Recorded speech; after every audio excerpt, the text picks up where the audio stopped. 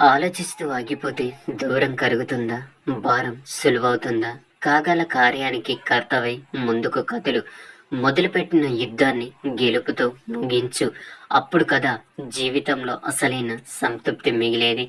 నిన్నటి గతంతో కాదు, రేపటి భవిష్యత్తు కోసం యుద్ధం చెయ్యి. గెలుపు తరతరాల గుర్తుండిపోతుంది. ఆవేశం ఒక్కడుగు ముందుకు వేస్తే ఆలోచన అనేది 2 అడుగులు వెనక్కి వేస్తుంది.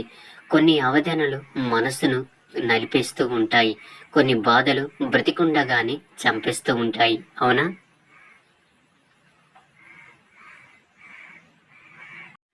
అందుకే మనసు ఓర్పు అనేది ఎంతో గొప్పది. ఎన్నాళ్ళు జీవిస్తేనేమి ఆనందంగా జీవించలేనప్పుడు, ఎంత సంపాదిస్తేనేమి అనుభవించలేనప్పుడు, ఎక్కడుంటేనేమి ఎవరు లేనప్పుడు జీవితాన్ని మనస్ఫూర్తిగా ఆస్వాదించగలగడం కూడా ఒక అదృష్టమే. గుర్తుంచుకోండి.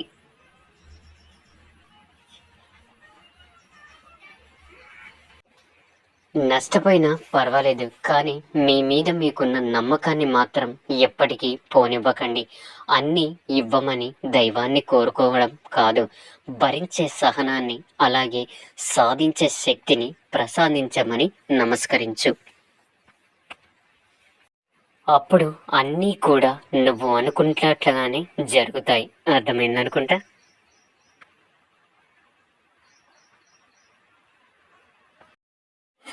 చూస్తే కాదు, మోస్తేనే తెలుస్తుంది బరువైన బాధ్యతైన. గుర్తుంచుకోండి.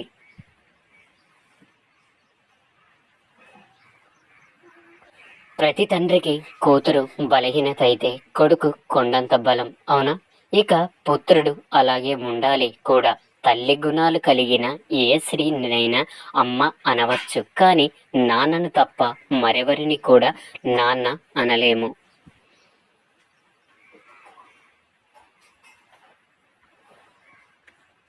ఎందుకంటే నాన్న మాత్రమే మనకు నాన్న అవ్వగలడు కాబట్టి. అవునా?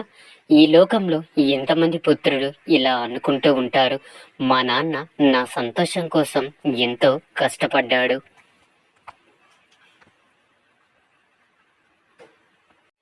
నేను సంపాదించలేని వయస్సులో ఆయన నా పక్కన ఉన్నాడు.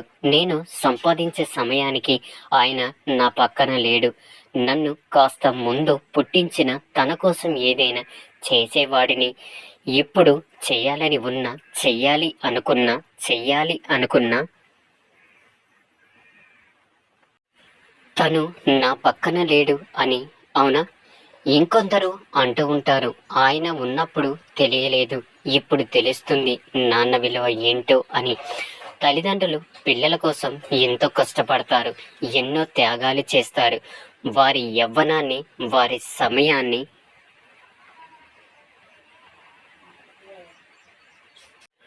పూర్తిగా వారి జీవితాన్నే అవసరమైతే పిల్లల కోసం కత్తి పడతారు, కాళ్ళు పట్టుకుంటారు, యుద్ధం చేస్తారు, మరణానికి సిద్ధమవుతారు.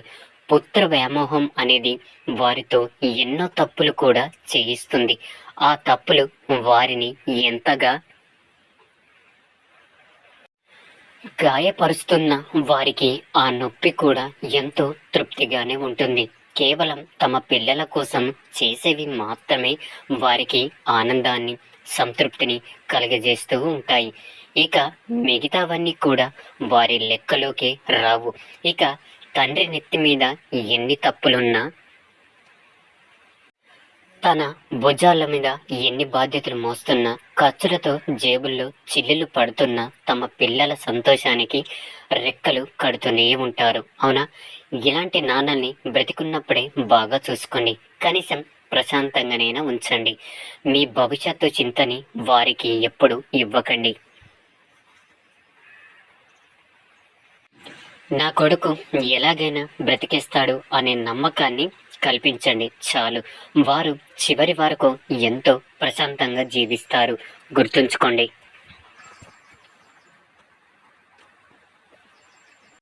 ఒక్కసారి ఆలోచించండి. గడిచిన కాలం మీరు ఆలోచించడం వల్ల మాత్రమైన మారదు. అలా అని భవిష్యత్తు గురించి మీరు ఎక్కువగా ఆలోచిస్తూ ఉండిపోయి నీ వర్తమానాన్ని వృధా చేసుకుంటే ఇక అప్పుడు మీ భవిష్యత్తు కూడా గడిచిన కాలంగానే మారిపోతుంది. అందుకే ఈ రోజు గురించి మాత్రమే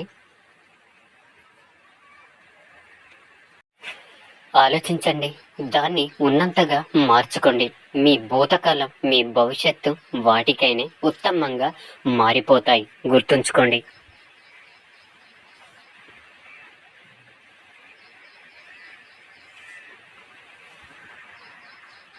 జీవితం సుఖంగా ఉండాలి అంటే జరిగిన దాన్ని మర్చిపోవాలి, జరుగుతున్న దాన్ని గమనించాలి, జరగబోయేదానికి సిద్ధంగా ఉండాలి. గుర్తుంచుకోండి, ఏది శాశ్వతం కాదు, ఈ ప్రాణంతో సహా. అప్పుడప్పుడు మనం దేని గురించి అయితే ఎక్కువగా భయపడుతూ ఉంటామో అవి అంత భయపెట్టేవైతే కావు. అప్పుడప్పుడు మన ఊహలు మనల్ని ఇంకా ఎక్కువగా భయపడేలా చేస్తూ ఉంటాయి. కానీ ఒకటి బాగా గుర్తుంచుకోండి, ఎప్పుడైతే ఒక చెడు జరుగుతూ ఉంటే అదే సమయంలో ఒక మంచి కూడా జరుగుతూ ఉంటుంది.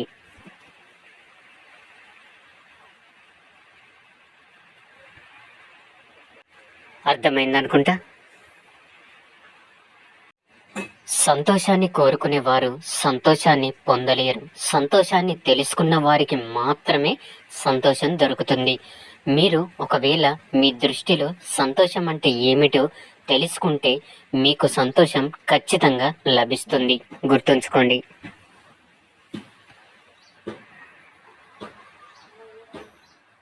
మీరు అనుకున్నది సాధించాలి అంటే ప్రార్థిస్తే సరిపోదు, పోరాల్సి ఉంటుంది. మీ మనసుని మీరు సరిచేసుకోగలిగితే మీ జీవితాన్ని మీరు మార్చుకున్నట్లే. గుర్తుంచుకోండి.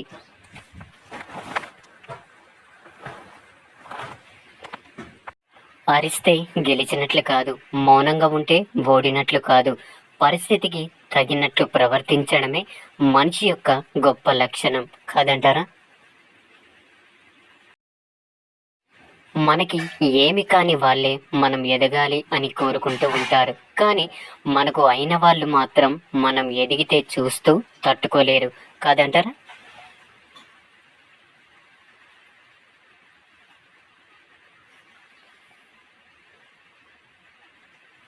నేను తక్కువ అని నువ్వు అనుకున్నంత వరకు నిన్ను తొక్కుతూనే ఉంటారు. ధైర్యంగా ఎదుర్కోండి. మిమ్మల్ని మీరు ఎప్పుడు కూడా తక్కువ అంచనా వేసుకోకండి. ప్రతి వ్యక్తికి తన బలాన్ని తనకు పరిచయం చేసేది తమ పరిస్థితులే.